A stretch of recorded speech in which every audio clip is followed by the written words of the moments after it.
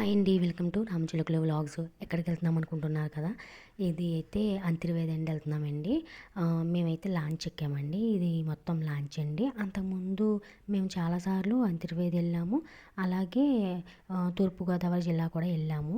తూర్పుగోదావరి జిల్లా ఎందుకు వెళ్ళామంటే మాకు చుట్టాలు గట్ట ఎక్కువండి. తూర్పుగోదావరి జిల్లాలోని ఎక్కువగా ఉన్నారు. సో అందుకని మేము చాలాసార్లు కూడా తూర్పుగోదావరి జిల్లా వెళ్ళాము.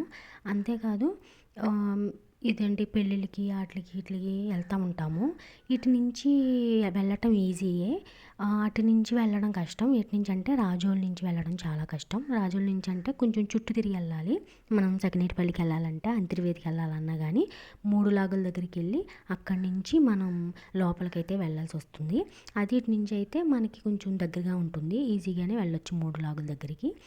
అంతేకాదు ఇటు నుంచి మనకి ఎంత ఒక తక్కువలో తక్కువ ఒక మనిషికి వచ్చి ఒక 30 రూపాయలు 20 రూపాయలు పడిందండి.